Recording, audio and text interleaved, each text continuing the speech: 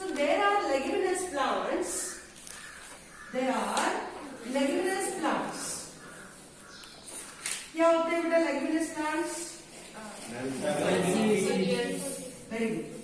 Those are pulses, groundnut. ठीक है, ये सारे leguminous plants होते हैं. तो उनके रूट के अंदर सपोज कि ये प्लांट है, तो इनके जो रूट्स रहते हैं उनके अंदर जब उसके रूट का अगर अपने स्ट्रक्चर लेते हैं तो this will be the root heads. ये क्या हो जाते हैं? Root heads. और ये कौन से सेल हो जाएगा बेटा? Epidermal cells. This will be the epidermal cell. तो हमने चार कुछ ऐसी इमेजेस बनाई, फिगर्स बनाए. वो चार मैं यहाँ पे आपको सिर्फ समझा देती हूँ. चार तो already we have drawn that thing, but मैं आपको सिर्फ बता देती हूँ कि उसमें होता क्या है. अब बाहर क्या होगा बेटा? बाहर सॉइल होगा. ठीक है, हाँ बेटा पीछे बैठिए.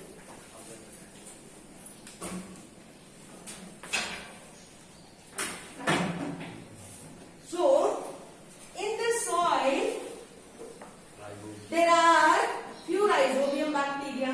So you can say these are the rhizobium bacteria. Okay. तो फर्स्ट पॉइंट क्या हो जाएगा बेटा कि rhizobium bacteria will come in contact with the root heads. So our first point, there will be a rhizobium bacteria come in contact with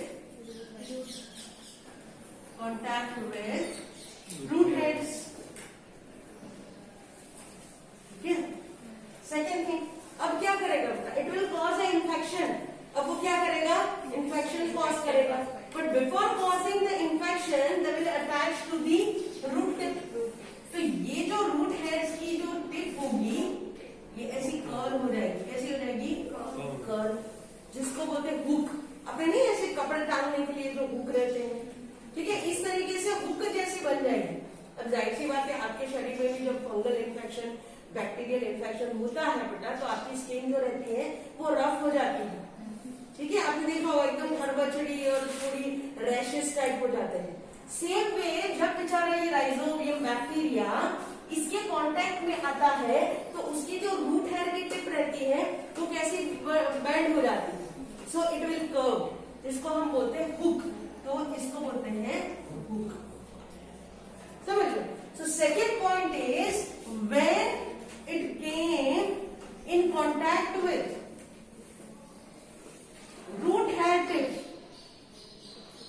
it will curved or became hook like structure. ठीक है, hook जैसा structure बन जाता. अब धीरे धीरे ये hook जैसे स्ट्रक्चर ने क्या किया? इन्फेक्शन किया बेटा, अंदर अंदर अंदर अंदर ऐसे. So it will cause a infection. वो बैक्टीरिया ने अंदर एक थ्रेड लाइक स्ट्रक्चर बना दिया, लंबा सा, मतलब इन्फेक्शन कर दिया. तो हमारे शरीर में भी क्या होता है? Suppose you had a cancer. Cancer में क्या होता है? क्या होता है बेटा आपका? कैंसर में क्या चीज होती है हमारे शरीर में? हम उधर रैपिड डिवीजन हो गया, कुछ गांठ जैसा बन जाए. ओके, पता है कैंसर में क्या होता है? हमारे सेल्स, हाँ, जो हमारे सेल डिवीजन करते हैं ना, G1, S, फिर G2, तो उसमें क्या होता है? अनकंट्रोल सेल डिवीजन होता है. मतलब वो कंट्रोल नहीं होता. जैसे 24 घंटे में अपना एक सेल डिवाइड कर लेता है, तो वो क्या करता है? रैपिडली बस डिवाइड करता ही रहता है. Z0 में एंटर नहीं होता. Keep on dividing. तो इसकी वजह से अनकंट्रोल्ड मास ऑफ ग्रोथ होता है, जिसकी वजह से वहां ट्यूमर बनता है, जिसको बोलते हैं गांठ, जो हम बोलते हैं. धीरे धीरे वो गांठ पूरे शरीर में फैलती है. सेम ऐसा प्लांट के अंदर होता है. सो यहाँ पे ये टिप पे यहाँ पे इन्फेक्शन कॉज किया. Now this infection, the thread like structure will go inside. अब वो जाएगा कहाँ? तो जैसे ये कांटेक्ट में आया रूट हेयर से, मतलब एपिडर्मल के कांटेक्ट में आया, root hairs and epidermal part के कांटेक्ट में आया, वो धीरे धीरे इन्फेक्शन को कहाँ ले जाएगा बेटा? अंदर तक ले जाएगा, कॉर्टेक्स तक ले जाएगा, पेरिसाइकल तक ले जाएगा, और वहां पे इन्फेक्शन करेगा. समझ लो. So third point is it will cause, मतलब bacteria, it will cause infection in form of thread-like structure. Thread-like structure from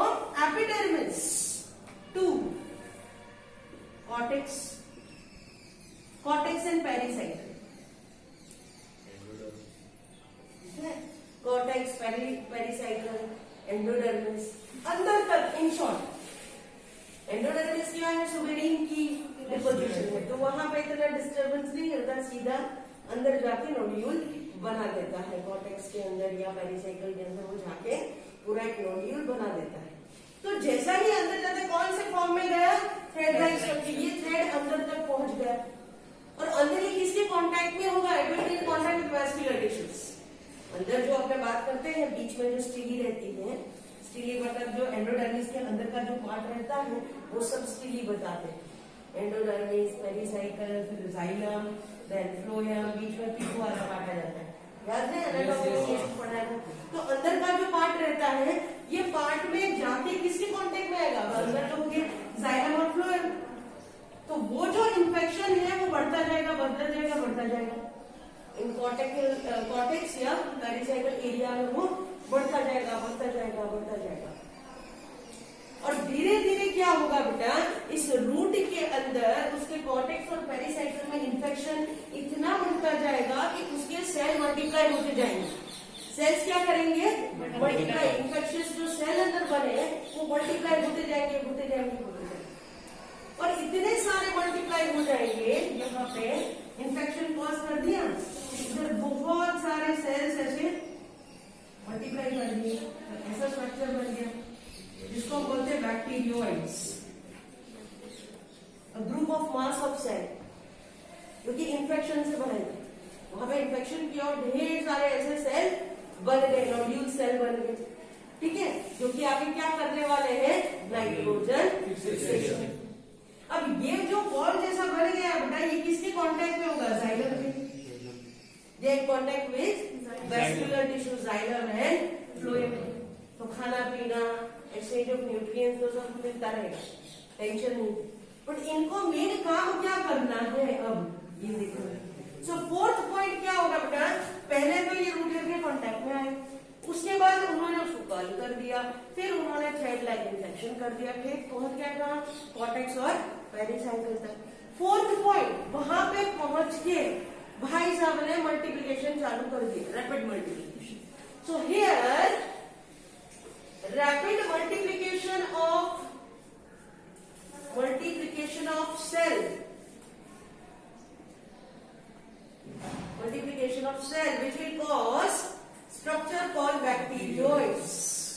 ये बैक्टीरियोइड्स बना दिया बेटा, इसको आप राइजोस्फीयर भी बोल सकते हैं, ठीक है, बुक में लिखा नहीं है, but you can call it as a rhizosphere, क्योंकि राइजोबियम के द्वारा बनाया गया एक स्फीयर, एक mass of cell. So the rapid multiplication of cell will cause the formation of bacteroids. Bacteroids का मतलब होता है मास ऑफ सेल या you can say group of cells. ये ग्रुप ऑफ सेल्स क्या करेंगे बेटा, this group of cell will lead to the fixation of nitrogen, so they help in nitrogen fixation, ठीक है, and nodule will form, nodule will form, round structure जो बना bacteroides उसी को बोलते हैं नोड्यूल, ठीक है, this bacteroids will give rise to nodule. जो गांठ मैंने आपको बताई थी, जैसे ग्राउंडनट होते हैं तो उसके खेत में जाओगे ना तो नीचे से रूट से उखाड़ना, तो छोटे छोटे बॉल्स दिखेंगे आपको रूट के ऊपर।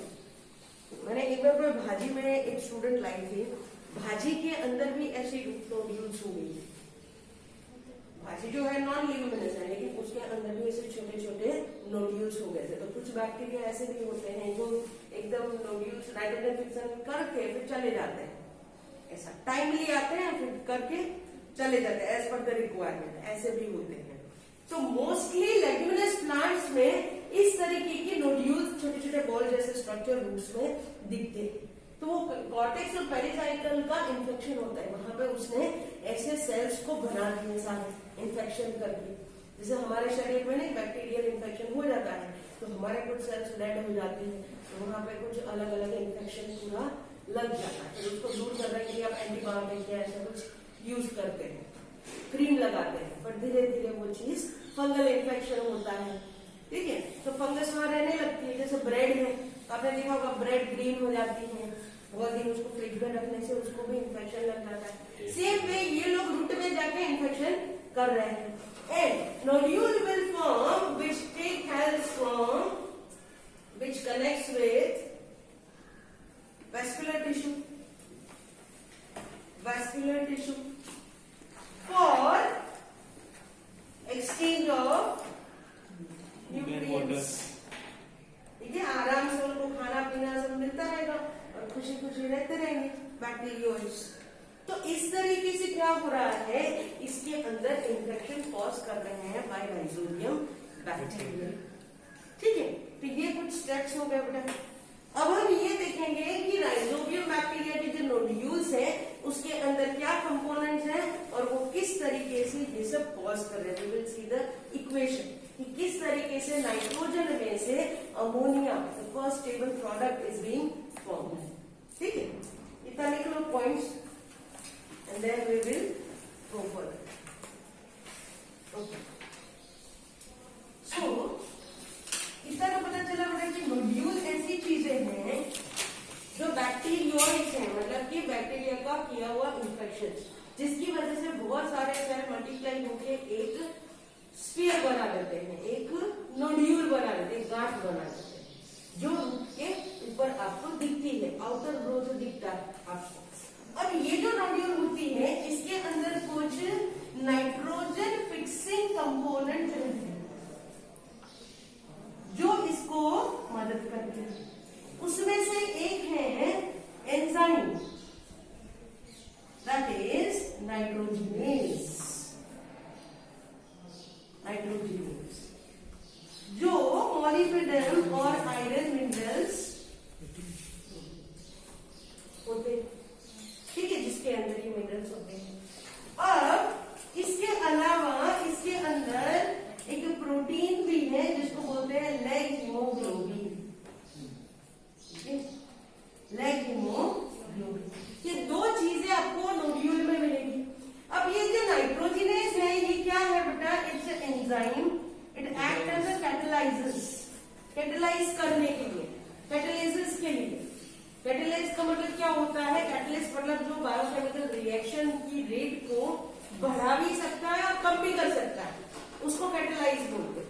ठीक है, जो हम बायो कैटलिस्ट की तरह उस रिएक्शन में जब होती है तो वो डालते हैं। ठीक है, तो इस तरीके से कैटलाइजेस and it will convert the nitrogen into ammonia. Nitrogen को किसमें कन्वर्ट करता है बेटा, ammonia. And the ammonia is the first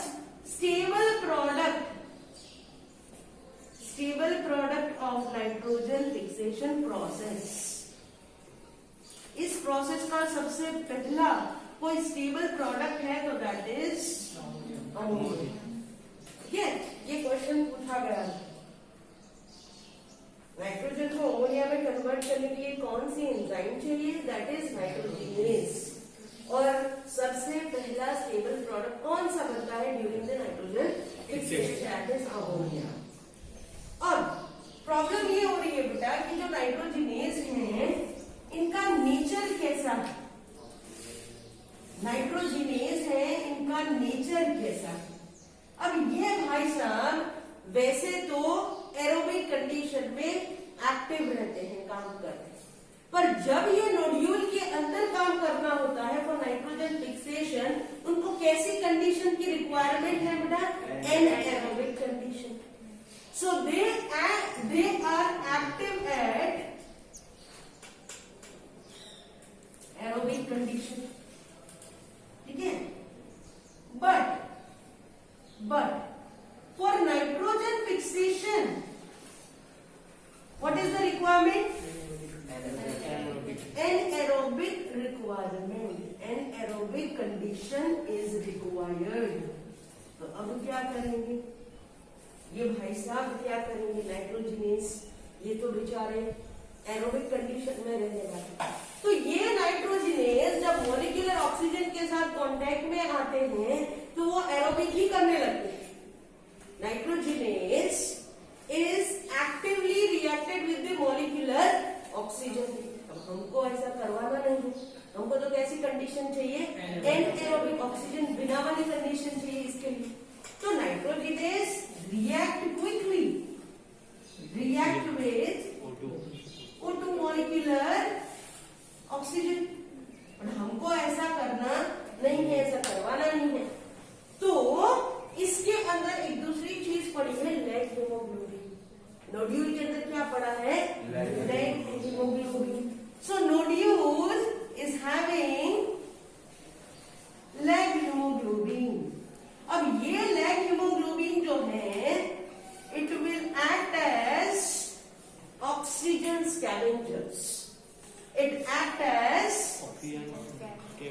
oxygen scavenger, ठीक है, एवेंजर्स नहीं ना, मूवी जो है एवेंजर ऐसा कुछ नहीं, इट इज स्कैवेंजर। मतलब ये नाइट्रोजन कैसा था बेटा, नाइट्रोजनेस, ये ऑक्सीजन के साथ हो जाता था, ये तो एरोबिक में खुशी खुशी रहता था।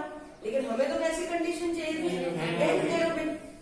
तो ऊपर वाले बोला देखो भाई टेंशन ना, मैं आपको एक दूसरा प्रोटीन देता हूँ, दैट इज लेग हीमोग्लोबिन। और ये लेग हीमोग्लोबिन वहां पे जो ऑक्सीजन रहेगा उसको खा जाएगा, उसको कंज्यूम कर लेगा। स्कैवेंजर्स का मतलब क्या होता है, खा जाता है। तो ये भाई साहब ने, लेग मतलब पैर नहीं होता है, लेग मतलब पैर से हीमोग्लोबिन करना ऐसा नहीं होता कि भाई हीमोग्लोबिन के पैर होते उसको खा जाता है, नहीं। It is known as leguminous. Yes, leguminous plant के अंदर, नोड्यूल्स के अंदर हीमोग्लोबिन होता है, इसलिए इसको लेग हीमोग्लोबिन बोलते हैं, ठीक है। सो लेग हीमोग्लोबिन, तो it act as oxygen scavenger, मतलब ऑक्सीजन को क्या कर लेता है, स्कैवेंजर मतलब कंज्यूम, खा लेता है। अब जाहिर सी बात है ऑक्सीजन को खा लेगा तो नाइट्रोजन है, इसको कितना अच्छा लगेगा, हास अब मैं अच्छे से इनको मदद कर पाऊंगी, अब मैं अच्छे से एनएरोबिक कंडीशन में उनको एक्ट करवा, क्योंकि नाइट्रोजन तभी अमोनिया बनेगा जब कैसी कंडीशन होगी बेटा, एनएरोबिक कंडीशन होगी, ऑक्सीजन बिना। अब ऑक्सीजन तो रहने ही वाला है, अंदर ऑक्सीजन तो होगा ही, ठीक है।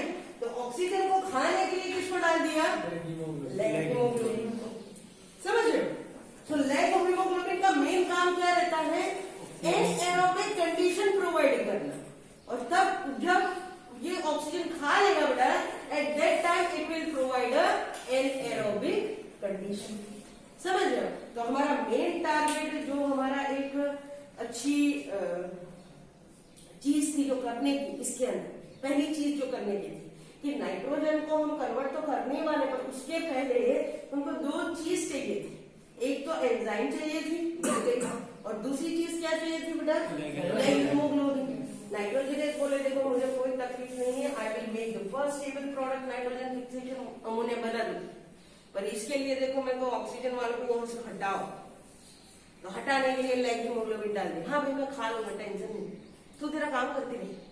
सो नाइट्रोजिनेस क्या कर रही है बेटा, जो एटमॉस्फेयर में से नाइट्रोजन आ रहा है उसको किसमें कन्वर्ट करेगी, अमोनिया में, खुशी खुशी करेगी, क्योंकि उसको अब टेंशन नहीं है, हाँ ऑक्सीजन को ये खा लेगा तो मेरे को टेंशन नहीं, I can work out. Nitrogenous ने बोला देखो मैं काम करूंगी, मुझे उससे एतराज नहीं, पर मैं ऑक्सीजन के बगैर मैं एरोबिक में फिर नहीं करती हूँ काम, एरोबिक में नहीं कर पाऊंगी।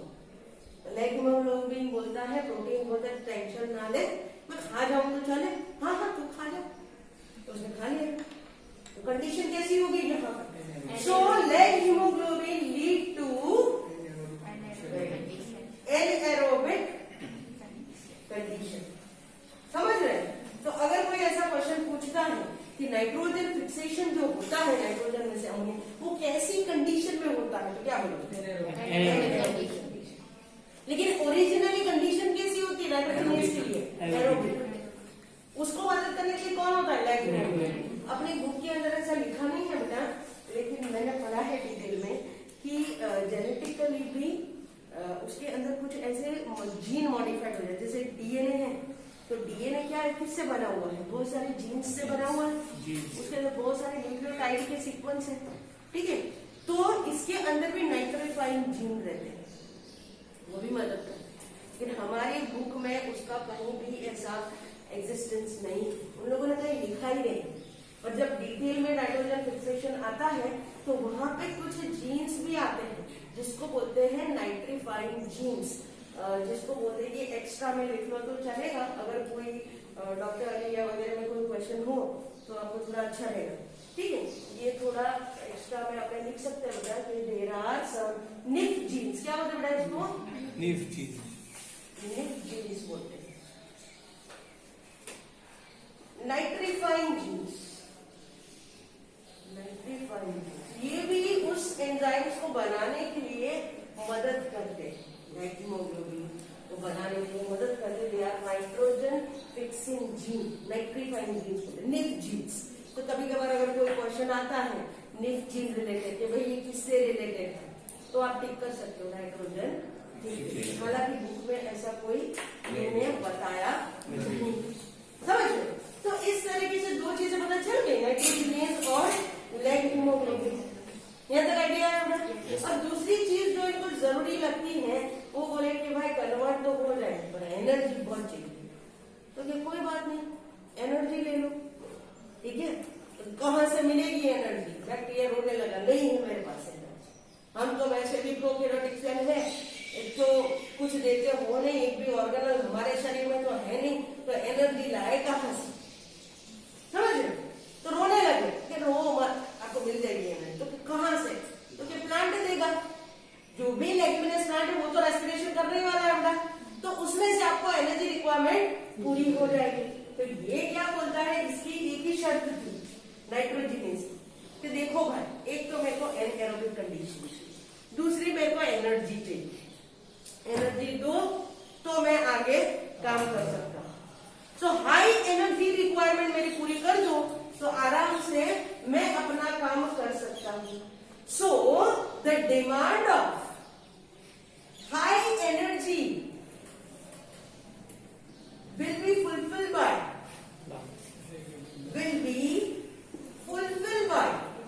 plant itself during the respiration, मतलब ऐसा भी लिख सकते हो होस्ट प्लांट भी कर सकते हो ना, fulfilled by host plant. So demand of high energy will be fulfilled by host plant itself during the respiration process. ठीक है, चलो तीन चीजें होगी, नाइट्रोजनेस, लेग हीमोग्लोबिन, और तीसरी चीज क्या होगी बेटा? High energy. बस अब करो आराम से, खुशी खुशी। ठीक है, तो इस तरीके से ये भाई साहब को रिक्वायरमेंट मिल गई। अब रिक्वायरमेंट मिल गई है तो जाहिर सी बात है कि एक अच्छा सा अमोनिया बनने वाला है। ठीक है, तो इसकी इक्वेशन हम लिखेंगे कि भाई इक्वेशन किस तरीके से ये बनेगा। इतना लिख दो, तो मैं रब कर दे, रह गया कि लिखा क्या है? नाइट्रोजन से अमोनिया बनाना, इसके लिए हमें क्या करना पड़ेगा? तो नाइट्रोजन जो है एटमॉस्फेयर, इसके अंदर 8 इलेक्ट्रॉन डालने, कितने डालेंगे? 8 इलेक्ट्रॉन, 8 हाइड्रोजन, ठीक है, 8 प्रोटॉन हाइड्रोजन डालेंगे, और इसके साथ ढेर सारी एनर्जी। अब एनर्जी कितनी चाहिए बेटा? 16 ATP चाहिए। इसका मतलब कि each ammonia molecule required 8 ATP, 16 ATP 2 ammonia बनाने के लिए चाहिए। तो एक अमोनिया बनाने के लिए कितना चाहिए? 16। ठीक है, 2 के लिए 16, तो एक के लिए सॉरी कितना? 8। सो दिस विल फॉर्म, अब ये क्या बना देगा बताओ? इसके अंदर क्या बनेगा? NH4, ठीक है, 2 मॉलिक्यूल, NH4 नहीं NH3। ये 4 जो है प्रोटीनेटेड फॉर्म है, ठीक है, इसलिए हम इसको क्या लिखते हैं? NH3। अब इसके साथ क्या बनेगा? इसके साथ क्या मिलेगा? अगर ATP, हाइड्रोजन तो नहीं है, पर इसके साथ 16 ATP। अब ATP जो है वो अब यहाँ पे कंज्यूम हो रहे, यूज हो रहे, तो it will convert plus Pr, ठीक है, ये और रिड्यूस हो गए, रिड्यूस्ड फॉर्म में हो गए। So it will convert, hydrogen तो बनाएंगे ही बेटा, हाइड्रोजन तो बनेगा, पर इसके साथ क्या बनेगा यहाँ पे 16 ADP प्लस 16 Pr फॉस्फेट, ठीक है। तो अमोनिया तो बना ही, हाइड्रोजन तो बना, लेकिन इसके साथ मेनली क्या होता है 16 ADP, इसका फॉर्म रिड्यूस हो जाता है, ATP converts into ADP plus phosphate. ये फॉस्फेट यहाँ पे यूज हो रहा है, ATP 16 ATP यहाँ पे यूज हो रहा है। ATP का फुल फॉर्म क्या है, एडिनोसिन फॉस्फेट, ठीक है। तो ये क्या बन रहा है, this will forming 16 ADP plus 16 Pi, समझ रहे हो, ये 8 बनेंगे, 8, ठीक है। So this is how nitrogen is converting into ammonia. तो अब ये प्रोसेस होगा किस तरीके से, ठीक है, चेक कर लो, इसी तरीके से है ना, कोई मिस्टेक नहीं की मैंने। वो H2 में 8 इलेक्ट्रॉन, 8 हाइड्रोजन, 16 ADP और 2 मॉलिक्यूल्स अमोनिया, ठीक है, सही है। H2 एक है। सॉरी, ठीक है, 16 ADP और 16 Pr। तो इसमें से ये रिड्यूस हो गया, क्योंकि ये यूज हो रहा है यहाँ पे। अब इसको पूरा समझेगी किस तरीके से, नाइट्रोजन में से जो अमोनिया हुआ इसको समझेगी कैसे, वो क्या रहा है एक्चुअली। तो यहाँ पे हमारे पास पहली चीज चाहिए, दैट इज एंजाइम, ठीक है। अब ये एंजाइम जो है ये कौन सी है, नाइट्रोजनेज। कौन सी एंजाइम है, नाइट्रोजनेज। ये नाइट्रोजन एंजाइम के साथ यहाँ पे क्या रिएक्ट होगा, एटमॉस्फेरिक नाइट्रोजन। मेन काम तो यही है नोड्यूल का, तो एटमॉस्फेरिक नाइट्रोजन आता है इसके पास। ये एटमॉस्फेरिक नाइट्रोजन क्या करेगा बेटा, इसके साथ जुड़ जाएगा, बाइंड हो गया इसके साथ।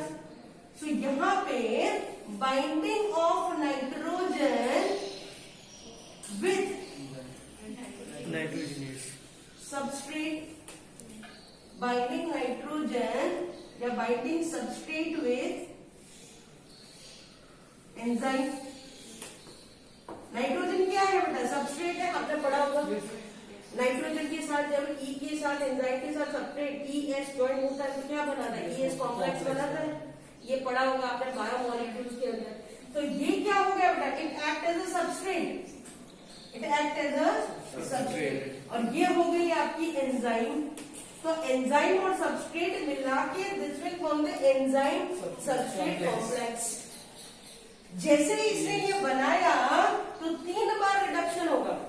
पहली बार जो रिडक्शन होगा और इसमें क्या होगा, प्रोटॉन, दो प्रोटॉन इसमें ऐड होते जाएंगे, 2 प्रोटॉन्स इसके अंदर ऐड होते जाएंगे। तो इसके अंदर 2 प्रोटॉन, तो एक बॉन्ड टूट जाएगा, यहाँ से बॉन्ड टूटते जाएंगे और उसके अंदर हाइड्रोजन अटैच होते जाएंगे, ठीक है। तो यहाँ पे ये नाइट्रोजन है, ये नाइट्रोजन, तो ये 2 बॉन्ड बचे और ये हाइड्रोजन कहाँ ज्वाइन हो गया बेटा, इसके अंदर। ये तो एंजाइम, अगेन रिडक्शन होगा, वापस क्या ऐड हुआ, अगेन क्या होगा, एक बॉन्ड टूटेगा, तो बॉन्ड टूट गया, तो इधर कितने हाइड्रोजन लगे, 2, इधर कितने लगे, 2। वापस तीसरी बार ऐसा होगा, तीसरी बार उसने रिडक्शन करवाया, अब रिडक्शन में वापस क्या ज्वाइन होगा बेटा, 2H प्लस। अब क्या हुआ, N और N, तो इसके साथ 3 हो गए, इसके साथ 3 हो गए, अब ये एंजाइम हो गई, ठीक है। तो अब क्या होगा कि धीरे धीरे हमने रिडक्शन किया और इसके जो बॉन्ड थे, जो हमें नाइट्रोजन ऑक्सीजन एटमॉस्फेरिक नाइट्रोजन में मिले थे, ये बॉन्ड टूटने लगे, यहाँ से प्रोटॉन हम ऐड करते गए, तो कितने ये बॉन्ड टूट गए,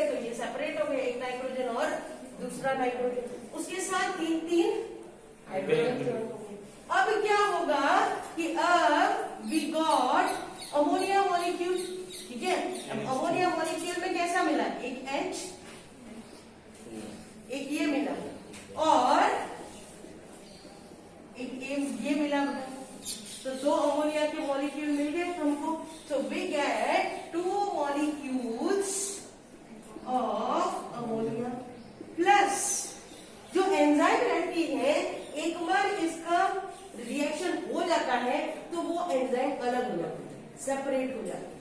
तो ये हमको प्रोडक्ट मिल गया। तो ये था हमारा प्रोडक्ट, फर्स्ट स्टेबल प्रोडक्ट।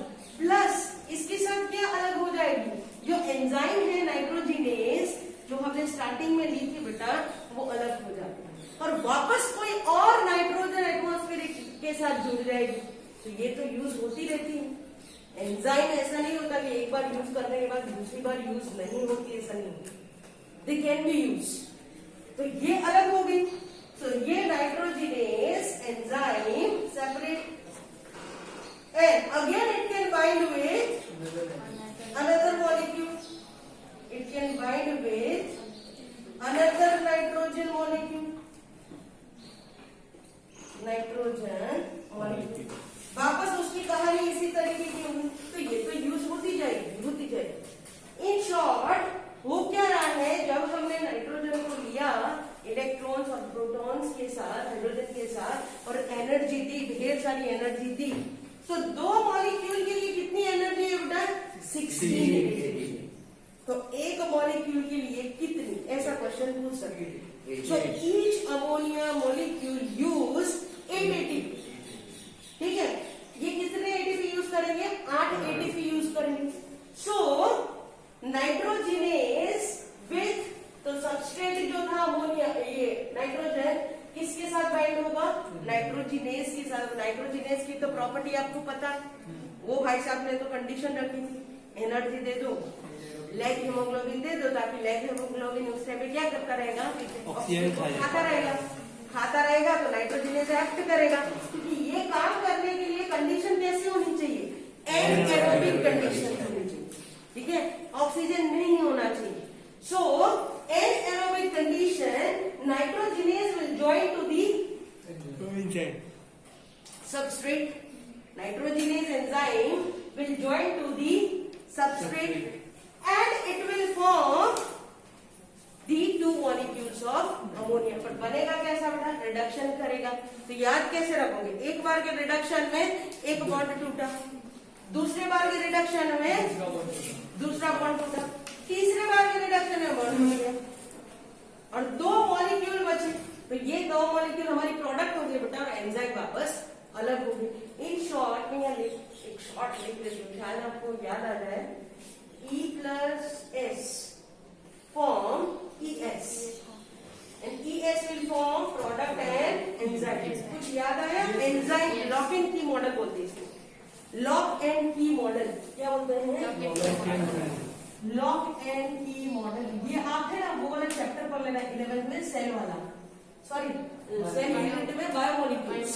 तो बायोमोलिक्यूल्स में एंजाइम टॉपिक दिया है, ठीक है, अलग अलग टाइप के एंजाइम्स रहते हैं, तो उसके अंदर लॉक की मॉडल है, लेकिन बुक में उसका कोई उल्लेख नहीं किया लॉक एंड की मॉडल, एक आध सेंटेंस शायद लिखा हो।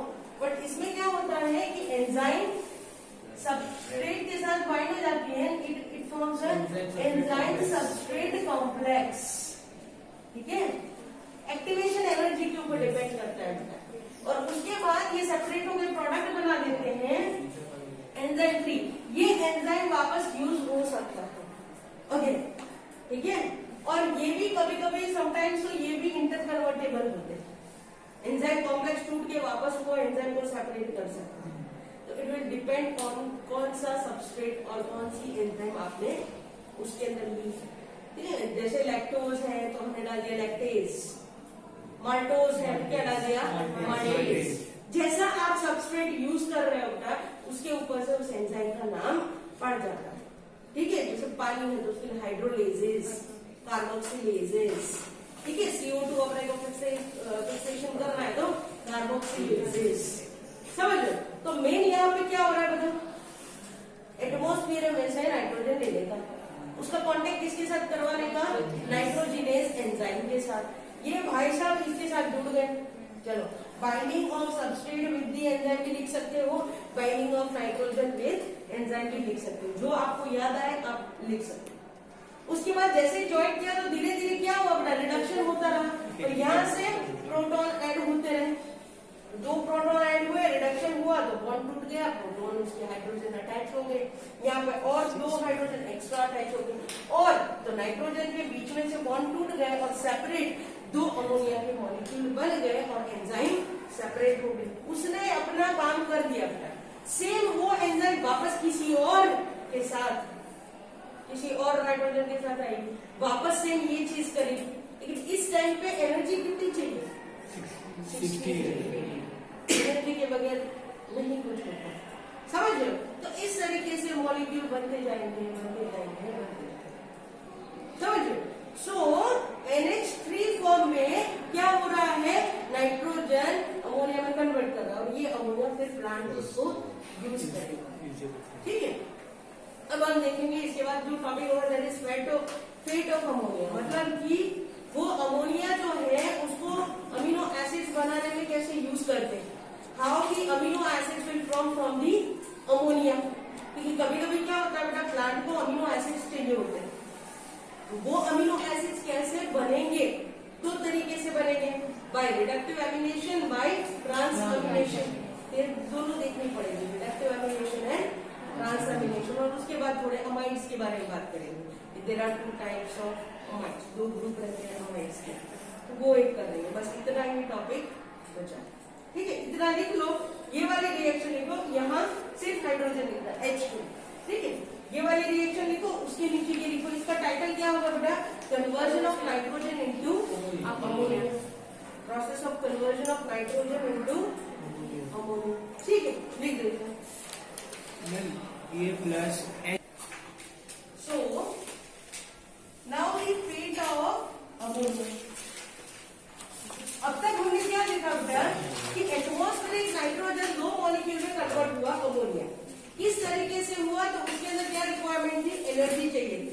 16 एटीपी चाहिए थे दो मॉलिक्यूल बनने के लिए, तो एक को बनने के लिए 8 मॉलिक्यूल चाहिए थे। उसके अंदर प्रोटॉन्स भी चाहिए थे, इलेक्ट्रॉन्स चाहिए थे, जिसकी बदौलत अमोनिया बन जाता है और यूटिलाइज होता है।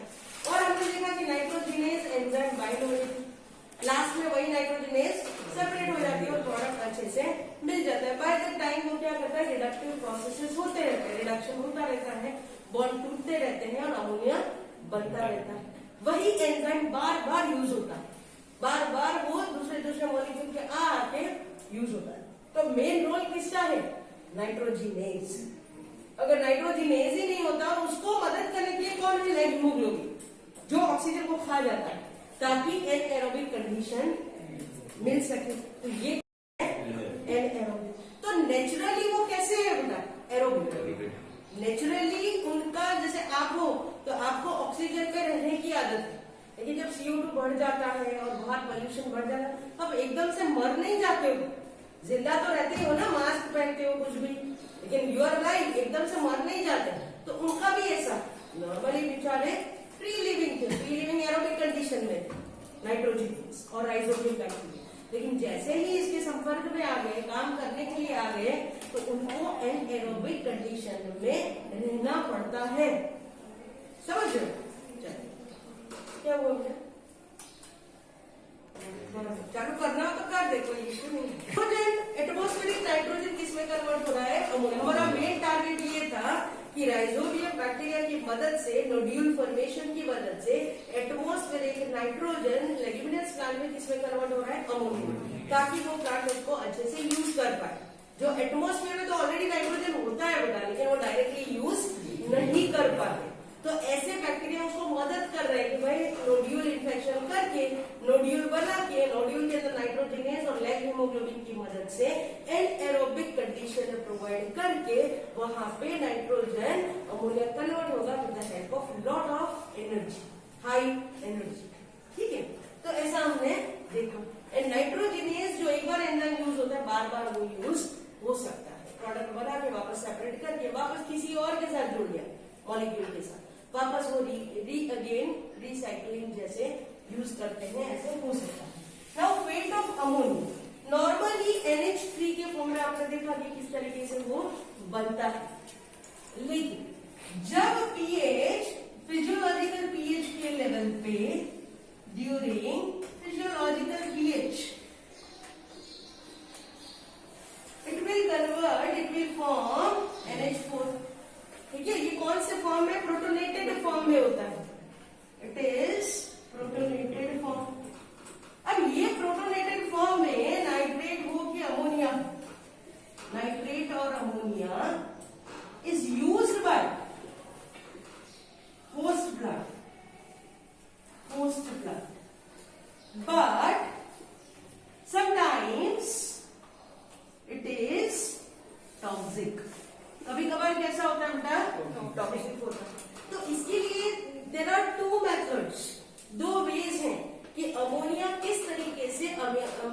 एसिड्स में कन्वर्ट हो जाते हैं.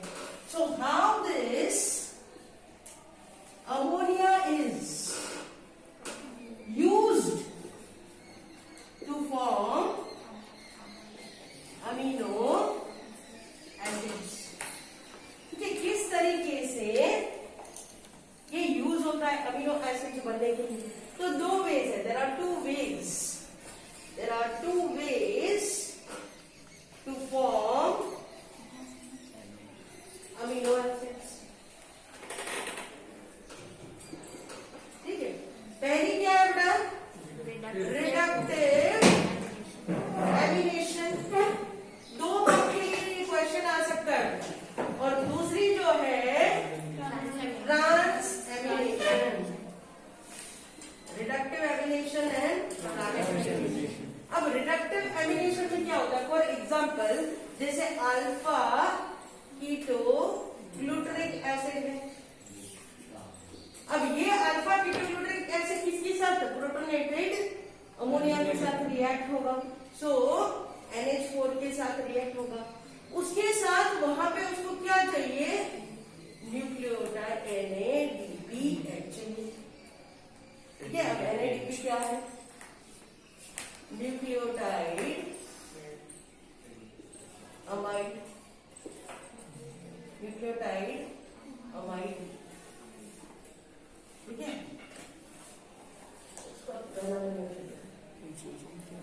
Nicotine diamide di nucleotide phosphate. Nicotine diamide di nucleotide phosphate. Nicotine amide di nucleotide nicotine amide. Nicotine amide dinucleotide phosphate. ये जो H रहता है that is protonated form. Nicotine amide dinucleotide phosphate का ये जो H है दिस इज प्रोटोनेटेड फॉर्म. उसका reductive form, इसलिए यहाँ पे H लिखो. बाकी H निकाल दो जब वो रिडक्शन होगा. तो अब ये अल्फा कीटोग्लूटरिक एसिड अमोनिया के साथ जब होगा बेटा तो बीच में क्या डालना पड़ेगा? एंजाइम. अब एंजाइम कौन सी? अब ये बनेगा ग्लूटामेट. तो यहाँ पे क्या डालोगे? Glutamate dehydrogenase. ग्लूटामेट डिहाइड्रोजिनेज डालो. ठीक है, तो ग्लूटामेट को क्या बोलोगे? Glutamate acid plus water plus NADP. Nicotine amide dinucleotide phosphate. Nicotine amide dinucleotide phosphate. ठीक है, प्रोटोनेटेड रिडक्शन हुआ इसलिए NADPH का क्या बन गया? NADP. तो इस तरीके से अल्फा कीटोग्लूटरिक एसिड किसमें कन्वर्ट हुआ बेटा? Glutamic acid. ठीक है, glutamic acid is a amino acid. Glutamic acid, aspartic acid, ये कार्बोक्सिल एसिड है. ठीक है, विच आर अमीनो एसिड. जो आपने बायोमोलिक्यूल्स में पढ़े होंगे types of amino acid. Basic amino acid होते हैं जैसे लाइसिन है, लाइसिन आर्जिनिन है. ये सारे बेसिक होते हैं. वैसे एसिडिक होते हैं अमीनो एसिड. तो ग्लूटामिक एसिड एस्पार्टिक एसिड कैसे है बेटा? एसिडिक है. ठीक है, तो इस तरीके से रिडक्टिव एलिमिनेशन होता है. मतलब अमोनिया यूज करके आप क्या बना रहे हो? Amino acid. एक एग्जांपल ये दिया. दूसरा ट्रांस अमीनेशन. अब ट्रांस का मतलब क्या होता है कि एक अमीनो ग्रुप जो है वो कीटो ग्रुप के अंदर चेंज हो रहा है. ठीक है, कीटो ग्रुप की जगह क्या लग जाता है? Amino group. और अमीनो की जगह क्या लग जाता है? Keto group. तो अगर ऐसा ट्रांसफर हो रहा है, most of amino acids are being formed by transamination. बहुत सारे ऐसा मैंने कहीं पढ़ा था कि 17 या ऐसे अमीनो एसिड्स तो इसी से बनते हैं ट्रांस अमीनेशन. तो मोस्टली क्या होता है? Amino group is convert to keto group और कीटो ग्रुप जो होता है कन्वर्ट होता है amino group by the help of transaminase. उसमें भी वो एंजाइम डाल दो तो आपको मिल जाएगा. तो यहाँ पे जब आप स्ट्रक्चर देखते हो तो आपको पता है, सपोज कि ये R1 ले लेते हैं, फिर ये H और COO और नीचे क्या आएगा बेटा? NH3. ठीक है, अब वो क्या रहा? ये आपने ऑलरेडी पढ़ा होगा. ज्विटर आयन के बारे में पढ़ा है? Yes. ज्विटर आयन कि पॉजिटिव और नेगेटिव दोनों चार्ज होते हैं, ठीक है, उसको दोनों होते हैं। आर ग्रुप भी लगता है, इस आर ग्रुप के बेस पे ये अमीनो एसिड बदलते रहते हैं कि उसमें आर ग्रुप कौन सा लग रहा है, जैसे मीथेन लग रहा है कि इथाइल लग रहा है, कौन सा ग्रुप लग रहा है, या सिंपल सा है, ठीक है। तो इस तरीके से R1H और CO ये तो कॉमन ही है, ठीक है, ये आर ग्रुप ही चेंज होगा। इसके साथ ये क्या है बेटा, अमीनो डोनर, इसको क्या बोलते हैं, अमीनो डोनर। यहां से अमीनो ग्रुप डोनर की तरह मतलब ये दे देगा, किसको देगा, कीटो ग्रुप को देगा। तो यहाँ पे R2 जो है ये हम ले लेते हैं कीटो ग्रुप, ठीक है, क्या ले लेते हैं, कीटो ग्रुप। तो ये इसको लेगा तो इसको क्या बोलेंगे, अगर ये लेता है तो लेगा तो क्या बोलेंगे, acceptor. So this will B amino acceptor, ठीक है। अब बीच में मैंने क्या डाल दिया, बीच में एक एंजाइम डाल दी जो थी ट्रांसएमिनेज, ट्रांसएमिनेज, ठीक है, ये ट्रांसफरेज। इसके अंदर मैंने ये डाल दी, अब ट्रांसफरेज इसके अंदर डाल दी तो ये क्या होगा, किसमें कन्वर्ट होगा, उल्टा हो जाएगा बेटा। ये जो R1 है उसके साथ क्या लग जाएगा, बताओ, कीटो ग्रुप लग जाएगा, ठीक है। और ये दूसरा जो R2 था उसके साथ कौन सा ग्रुप लग जाएगा, अमीनो ग्रुप, उल्टा हो जाएगा। सो R2C ऊपर H चला जाएगा, यहाँ CO चला जाएगा, यहाँ NH। तो अमीनो ग्रुप ये बन जाता है और कीटो ग्रुप जो है, सॉरी ये वाला जो है वो कीटो ग्रुप लग जाता है। इन शॉर्ट हुआ क्या, अदला बदली होगी, ठीक है, ट्रांसफरेज, ट्रांसफरेज, ठीक है, क्या डाला, ट्रांसफरेज डाला। सो अमीनो डोनर किसके साथ चला गया, कीटो के साथ चला गया, और ये अमीनो एक्सेप्टर है, ये अमीनो डोनर है।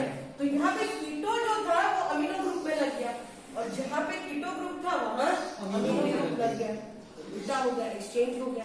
तो इस तरीके से बहुत सारे अमीनो एसिड्स बन जाते हैं, ट्रांसफरेज से भी बन जाते हैं, और इस तरीके से ग्लूटामेट डिहाइड्रोजिनेज डालने से भी ग्लूटामिक एसिड जैसे बना, इस तरीके से रिडक्टिव एलिमिनेशन करके भी बन जाते हैं। समझो, दो तरीके ही याद रखना है, 2 मार्क्स के लिए आएगा ये क्वेश्चन कि in what 2 ways amino acids are being form. कौन सा बताओ, ट्रांसफॉर्मेशन, ठीक है, एक में इसका ट्रांसफर हुआ, एक में इसका रिडक्शन हुआ, समझ रहे बेटा। तो ये दो की वजह से क्या हो रहा है कि अमीनो एसिड्स फॉर्म कर रहे हैं, और सब जगह अमीनो एसिड्स के फॉर्म में नहीं होते, कोई अमाइड्स के फॉर्म में भी होते हैं, ठीक है। So few are in amides form, ये भी हम देख लेते हैं कि किस तरीके से अमाइड्स फॉर्मेशन होता है, ठीक है। अमाइड्स कौन से 2 फॉर्म मेन इंपॉर्टेंट है, इतना लिख दो, तो फिर अमाइड्स का लास्ट में रहेगा डिस्कस करेंगे। चल, सो 2 पॉइंट नोट डाउन कर लो, एक NADPH that is nicotinamide adenine dinucleotide phosphate, और दूसरा कि जो ट्रांसफरेज करता है, जो amino group as a donor और keto group as a acceptor, तो किसकी मदद से वो चेंज होता है, इंटरकन्वर्टेबल होता है, वो ट्रांसएमिनेज। ट्रांसएमिनेज की बेस पे वो क्या कर रहा है, ट्रांसफर कर रहा है, अमीनो ग्रुप कीटो में बदल रहा है, कीटो ग्रुप अमीनो, जिसको हम बोलते हैं ट्रांसएमिनेशन, ठीक है। तो ये एक एंजाइम है transaminase and NADPH। NADPH is a protonated form, बाकी उसको NADP बोल सकते हैं। So the last topic is amides. So 2 main amides, 2 main most important amides, asparagine and glutamine, ठीक है। अब ये दोनों होते कहाँ पे है बेटा, प्लांट्स के अंदर होते हैं। देखिए, दे आर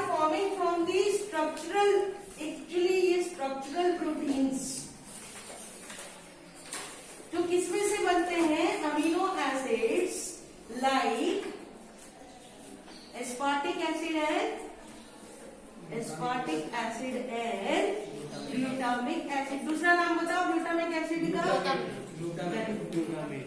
और एस्पार्टिक एसिड का Aspartate। एस्पार्टेट। ठीक है, ब्रैकेट में लिख देना एस्पार्टेट और ग्लूटामेट। ठीक है, इसमें से बनते हैं बताइए अमाइड्स, एस्परजिन, जो कि स्ट्रक्चरल प्रोटीन की तरह प्लांट्स के अंदर रहते हैं, जो प्लांट्स में उसकी रिक्वायरमेंट होती है। अब मोस्टली क्या होते हैं, जो अमाइड्स रहते हैं, तो अमाइड्स में nitrogen is present in more amount compared to amino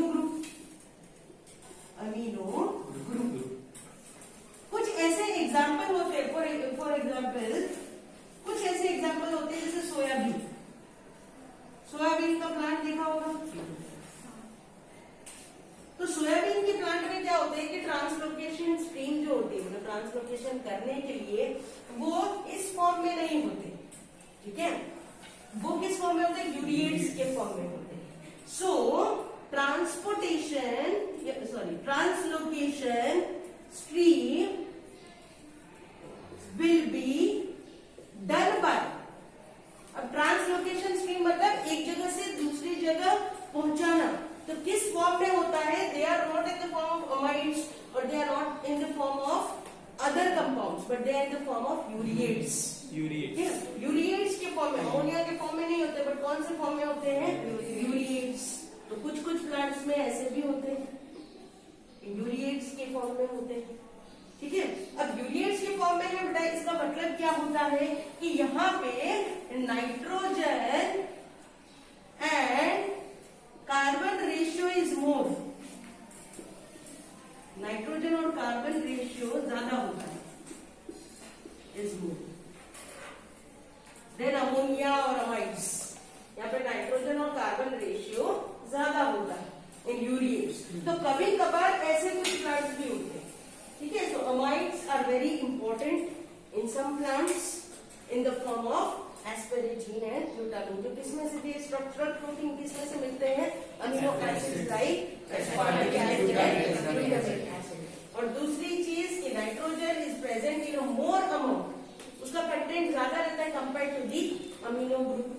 ठीक है, और दूसरी चीज सोयाबीन के प्लांट के अंदर ट्रांसलोकेशन स्कीम के लिए वहां पे ना अमोनिया अमाइड्स, बट उसकी जगह पे यूरिएट्स, यूरिया जो होता है यूरिएट्स, यूरिया के फॉर्म यूज होते हैं, जिसमें nitrogen carbon ratio compare to this it's more. ठीक है, तो इस तरीके से ये चैप्टर जो है यहाँ खत्म होता है।